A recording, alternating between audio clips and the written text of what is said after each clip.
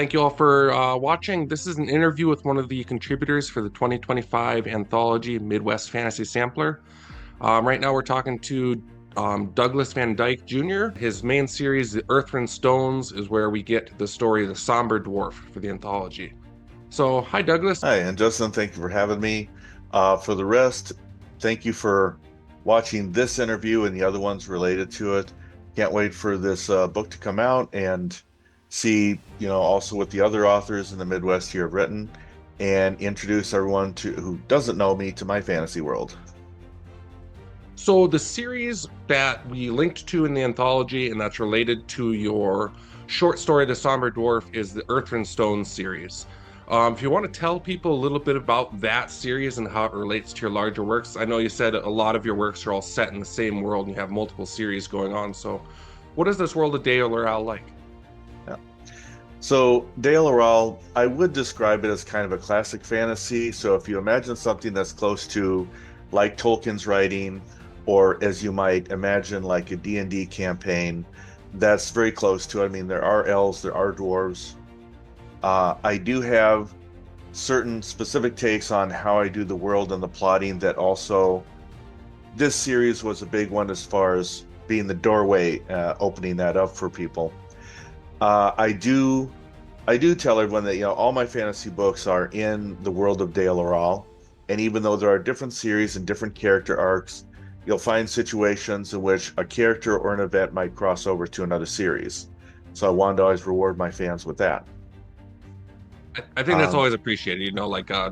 Sanderson loves to do that too, where he has all the different series going on, and then you'll get a glimpse of the one favorite character from the other series crossing over. It's always fun for a reader. yeah. The Earth Stones, I call it my big epic series because it is my longest story when you look at the whole trilogy. That might get eclipsed by Pilgrims with Blades when it gets a little further along, but even the first Earth and Stones book here, Inheritance of a Sword and a Path. Originally, this one was 220,000 words when I first released it, but I did do a re-edit, some reworking of it a few years back because I knew by that point I could make it better, and I actually chopped off about 20,000 words. So, That's interesting. That's quite a chonker. I did something similar but opposite with my own series because my first novel I wrote pretty much like I started it senior year of college and finished it right out of college. So that's 10 years ago now at this point. And I knew my prose had grown a lot since then, but it was still always the introductory work that people read for mine. So I also went back and rewrote it, except for mine went from being much too short to like one and a half times its original length rather than trimming it down. I was like, okay, I was too streamlined. I didn't put enough time into like saturating people in this world and getting them to know these characters. So I actually went back and added a lot of elements and kind of like filled it out. So kind of similar but opposite. the two things, even as an indie author, I spend the most on a book is the cover art and an editor, and you don't want to skip on either of those. Very important. Does your series have like one overarching plot line you're following in the Earth and Stones? Or is it kind of more of an episodic series where you're like seeing multiple standalone stories, or how's it set up? Okay. This one does have an overarching plot line, but I do tell people that I never leave you on a cliffhanger. In fact, the first book does have a subplot which wraps up by the end, and it's only by that point where if you go into the other books, you dive further in. The first Earth and Stones book starts off rather simply. A village attacked, a noble woman kidnapped, and two young men from that village, one of them just stricken, uh, for this noble woman, decide they're going to go off and do a rescue. And that's when we start along the way meeting multiple characters, which will, be like through the series, reoccurring. But the first one, there's also a lot of twists, including the fact that that wasn't the only crime that happened that night, and they're going to have to figure that out. And even when they do figure it out, it's that's the one part that's not going to get wrapped up in the first book. The rest of it, yep. But the second book actually takes place 4 years after the first book. So there's a sizable break in there as the characters actually take some time to develop between the books too. But for the overall plot and arc. When I designed this world, I knew that there would be gods. I didn't necessarily want them to interfere too hands-on with everything. So, I remember the old Clash of the Titans movie where Perseus collapses, Zeus reaches down, kind of picks him up, keeps him going. I wanted to keep it mortal centered, but uh, this world does have rules for that. This is a world that the gods used to walk among mortals, and they messed it up. There was a huge gods wars, and we're still in the recovery phase from that. But we've moved far enough along that some of those gods are now wanting to test the boundaries of their peaceful covenant, and they're sending mortal agents to carry out old ambitions.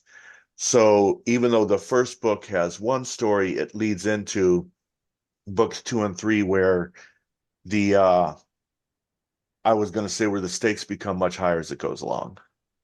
Okay, interesting.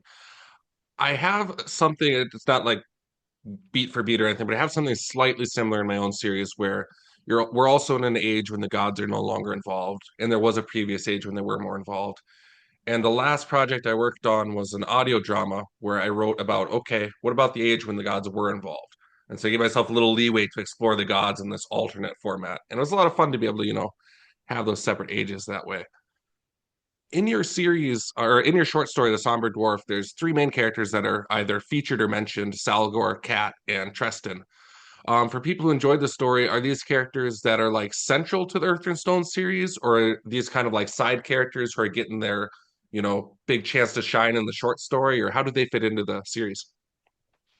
Uh, Treston and Catressa are very central to the series. Treston is one of our two young men that leave the farm that go off an adventure. Catressa is one of the first ones that they meet as far as an adventurous. Salgor is also met in the first book too, so they do have an adventure together in that first book. And Tress and Catressa are central to all three of the books. Salgor is more central to books one and three. He's kind of steps out for two because he goes off somewhere, but that's wrapped up and explained in three.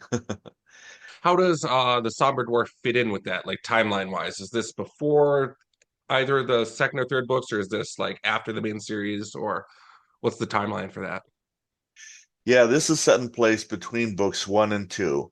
As I mentioned briefly, there was actually previously there was a 4 year gap, and back when I was first starting these books, knowing that I would have possibly characters and events cross over and skip in and out, by the time I got to writing book two and three, Catressa referred to having an adventure with Salgor, which is between books one and two.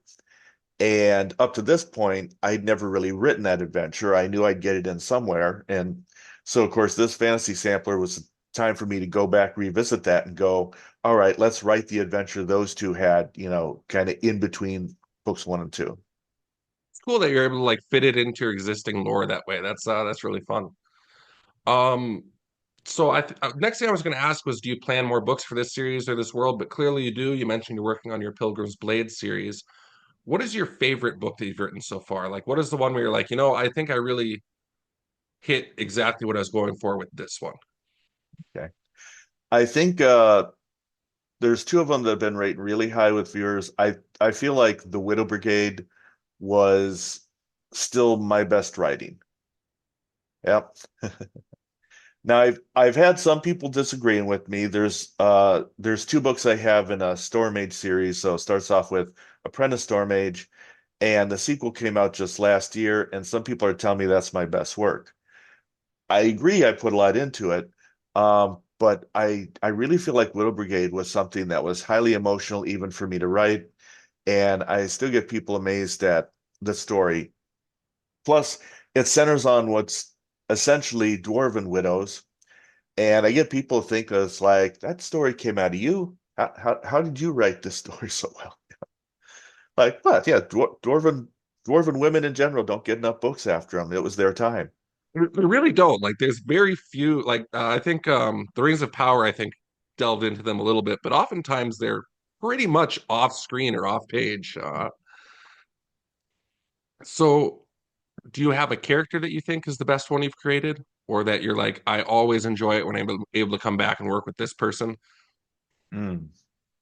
Yeah, I think for that one, I will go over to the Storm Age Chronicles and go with Thomena, who's the star of that series. And part of the reason, and I have to open up a little bit on the backstory of my characters here because one thing that people might notice too when I go to conventions is I have a map of the realm laying out on the table, and I will tell them that it is a campaign world in gaming. And a lot of my characters, they've had their run in gaming worlds too, RPGs, online MMORPGs. And because I feel like, I can write something about the character, but let's take him for a test run out here and see what happens to him. Um, an interesting thing about Thoman's characters, when I originally thought up this character a long time ago, it was a game called Ultima 4 Quest the Avatar, which was unique because there was no main bad guy. It was totally a fantasy-based game in which you were trying to better yourself. And there were different tenets and virtues that the character tried to live up to. So going into this series, Thomen is a person that she has challenges, but she's also a very much, man versus self challenge, always trying to better herself and live up to things. And I think that's created a character that a lot of people that a lot of readers are just like, it draws them to her. Yeah, that's cool. And so people read for a lot of different things. Some people read for the plot, some read for the prose, some for the characters, humor, tragedy. What would you say is the thing that if somebody's going to pick up your series Earth and Stones, what's going to draw them to it? What do you think is your strongest? What do you think is the strongest element of your writing that is going to make people really enjoy the series? I think what I draw to is very character driven. It's like the plot line, even the genre is still kind of background compared to the characters. I felt they're always the most important part about a book. A reader's got to care about the character, otherwise your story is going nowhere. And I believe that build up in characters, making them believable, um, the struggles they go through, that they feel all too human also, is a big draw that brings readers in. In fact, when somebody asks me, oh, do you write like Sanderson? And I'm like, I don't know. Let me find out. Read Sanderson, and I felt like the books I read of his started the same way. It didn't give you an overall plot right away or where things are going. It brought you right into the shoes of the characters. Yeah. And there was a draw about that as those characters developed. It's like the world plot was like in the background. You know it's there, you're curious about it, but you were drawn into the character first. I think one of the reasons so many of Sanderson's books are so long is because he writes extremely complex plots, but he writes them with a character focus. So he takes a lot more time than a lot of authors simply because he's doing both things at such a thorough level. And I really enjoy his works. He's not probably my favorite fantasy author because I don't care for his prose as much. But as Mhm. far as like character and plot goes, he excels at both. And I think he does a really good job of like marrying the two, whereas a lot of authors will sacrifice one on the altar of the other. And like you said, there are those complex plots going on in the background, but you're also right there in the shoes of the character, feeling their trauma and their pain and their experiences. So yeah, he's really good that way. Yeah, and some other ones which I've just taken over the years are A Salvatore. He does a lot of action scenes, and the fun thing I like about him is if you imagine writing a sword fight, it has the potential to sound very boring. But he's done numerous fights, and there's a certain imagery to it that they stand out. And so on my books that have a lot of action, Earth and Stones, Pilgrims with Blades are more, I'd say, fantasy action. I try to emulate that. It's not necessarily the blow by blow, even though there is that, but it's what the characters are feeling, what's going through in beyond that. And another one, the other Forgotten Realms heavy hitter, Ed Greenwood. Um, One thing I liked about his, because the first book I read his was Spellfire, was that even ultra powerful people can fall on their face with a mistake.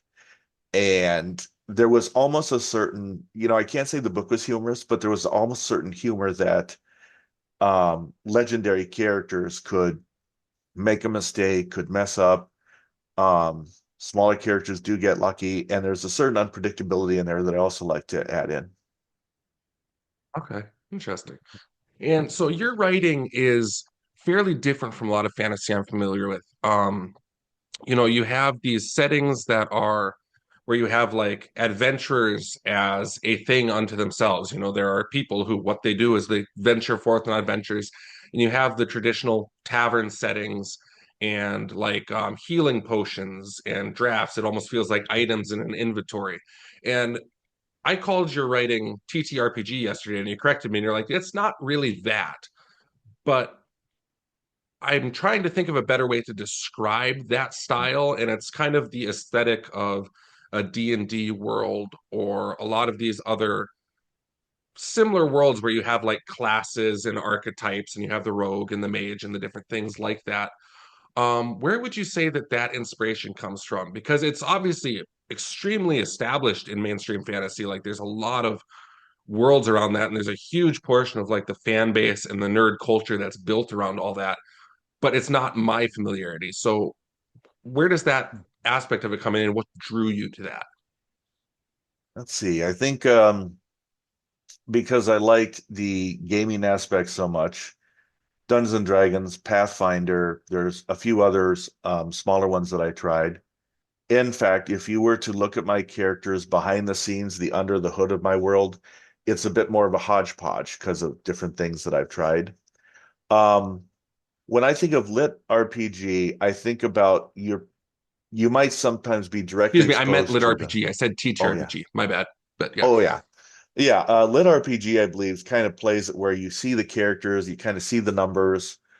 Almost like yes, you're almost specifically saying they're like in a game, or to them it's just their world. They see the numbers, and to them it's their own, this is how the gods laid it out.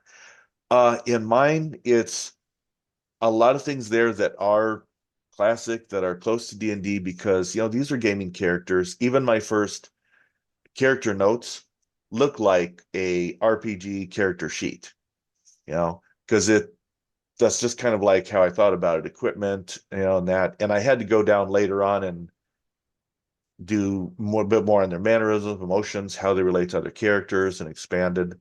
But it is one where if you're familiar with the gaming background, and sometimes that's the way that I sell it, even Pilgrims with Blades, I'll say, well, this probably reads like your average dysfunctional D&D group right here. And that gets a chuckle from them every time. It's like they know exactly what I'm talking about. It's like these five characters, they're thrown together. They don't always agree. They've got secrets they don't want to get out. And I see where some people are appealed to that. But I do feel like some of my other books, Widow Brigade and the Storm Age series, I call them more fantasy drama. They focus on more a character and their trials and tribulations. Certainly a subtle different feel between the two of them. So, and sometimes I'll kind of split it like that because it's like, what's this person looking for? Are they looking for something that character drama appeals to them more? Or are they looking for something that might read adventuresome like that, and that they might tie into their games, their gaming, because obviously that's a big part of today's, they become popular. Yeah. And I I do remember tell people I started to yeah, mention this in feedback. And one thing that might bridge the two is, I have my book, Misadventures of RPG Dice. One sec. Like I said, my characters were in games and these funny and amazing things happen. And Misadventures is where I collect a lot of this information. Like, I got to share this with people. But so you'll find situations where an event happens in the books, and it was definitely inspired by something that really happened in the game. And I tell them, if you go to Misadventures, you'll read what actually really happened there. kind of like a bloopers reel for your series almost. Hmm. That's cool. That's a fun touch. I remember we were at an event and you read a chapter of your Storm Mage Apprentice series in a reading we did. And I do remember that it felt different. Like you said, it's more of a fantasy drama. And I remember that series felt closer to the characters and kind of like, or to the character rather. It was very, very focused on the one aspect. And so that's cool that you have those different feelings, to suit the enjoyments of different readers. If somebody wants a more rollicking adventure, they might read about Sal Gore and Kat and Treston, or if they wanted something a little closer to the character, a little more dramatic, interpersonal than the Storm Age Apprentice. That's really great to have those different flavors for different audience members. Yeah. Um, when you're And I writing was in the system, I was oh, going go to say, I for it. was thinking too of I think it was a question even tossed at us back at Twin Cities Con or something, and the subject of fantasy came up. And the other thing I noticed about it is it's all too often where, yes, fantasy might be the big world-shaking plots because also as part of fantasy, that's what we imagine. But some, like the way Apprentice Stormmaid starts, it's really a smaller focus plot on an area, because sometimes you're not trying to save the world, you're just trying to get like one thing right. Yeah.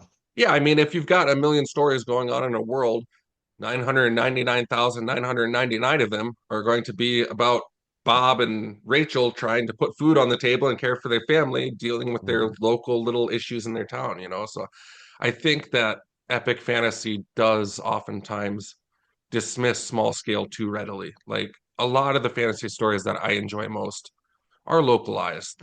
You don't have to have the world ending stakes. You just have to have the stakes matter to the character that you care about, because then to that character that you're invested in, it is world ending because it's their world ending. Exactly. So yeah, I think that's an excellent place to start, is just to have that local small scale focus. And sorry, I interrupted your questions. Oh, you're good. So when you're doing your world building and you have kind of this established basis of expectation with like what is built into the kind of fantasy world that would be in a D&D campaign or something, do you find it helpful for world building to have expectations in place where you can rely on the audience understanding some of the things already, or do you find it limiting? Because I've always wondered about that with styles that work around genre expectations, like things that are established through D&D. I've always wondered if it's really freeing because you can move to your themes more quickly and let people understand what's happening based on the systems and rules in place, or if it feels limiting because you kind of want to follow those conventions. And if you wanted to do something else, it might conflict. Yeah. I find it something that I almost have to always keep mindful because even a small thing, if you're conveying to a reader that they're in a forest, well, you could imagine that forest 100 different ways. Because and my editors often remind me of that too. I'm not quite seeing this scene how you're seeing it. And that certainly goes with the bigger scale stuff too, the magic and the combat. I try to give the reader what they need to know to understand. And and I think historically I've tried to cut back on some things because some things I probably do try to over explain or give too much of. That's why I think I chopped so much out of the Earth and Stones when I first was revising that because I didn't want to, I was trying not to overdo some of the info. Gotcha. Interesting. And yes, and I think it's kind of a constant thing too because my editors helped me realize it, but my editors also, the funny thing about it is I'm working with two different editors, one on the Pilgrims with Blade series and one on the Storm Age Chronicles. They're both good. They both ask me good questions. So between the two of them, I'm starting to foresee a lot of things, even as I'm going through writing. And the funny thing is, neither of them would say that fantasy is their main biggest genre. So sometimes I am coming up with stuff that isn't their topic. And sometimes they'll let me know if they say, well, I don't understand this, but as long as your target audience would. And I'll still take a second look at that to see, how I might change that up Yeah. a little bit. Interesting. Yeah. I guess one last thing. So you and I run in a lot of the same author circles. We do a lot of the same events and see each other pretty regularly. And a lot of the other contributors to the anthology also do those same circuits, hitting Twin Cities Con and Des Moines Con and all these different gaming conventions throughout Wisconsin and such. And so you know a lot of the other authors. Have you read many of them? And is there anything you'd like to give as like a plug or a shout out to one of the other contributors? Sure. Um, I have, and I definitely have still a big stack of books at home that is just me trading with other authors locally and trying to read through it. Of the authors that are sharing this, I suppose the one that I've read the most of was A.G. Wentworth, because he has a series of with that centers around a character Thorn. He also has a series that branches off that off one of the other main characters, and that one was also good for younger readers. So me and my two teenage boys, we do read at night. I swap off with my wife. I'll read one book, she reads another book, and A.G. Wentworth books is ones that we went through, feels like 7 or 8 of his books by now. You know, it's very good. Clearly a There's household favorite then. Yeah. So it attracted me, and I'm curious to, what he's going to contribute. Another one that T.R. Nickel, we both did some stories for an anthology called Otherworldly, and she had an interesting one that was part fantasy, part I'd say more urban fantasy, really, because she talked about a ring that held back some monsters, but her story was focused on this master thief planning their heist of this thing, and it had a good twist to it too. So there's some good writing there too. Awesome. Yeah, well, thank you for having a conversation today. I hope people enjoy the anthology, and I hope that, having these links to the different series and these discussions where they can hear more about the series will really invite them to explore some more fantasy worlds. Like there's a lot of really talented people who are part of this, yourself and these 9 other authors. And I really hope that people enjoy this, that they'll listen and figure out which series appeal to them the most and go on an adventure. All righty.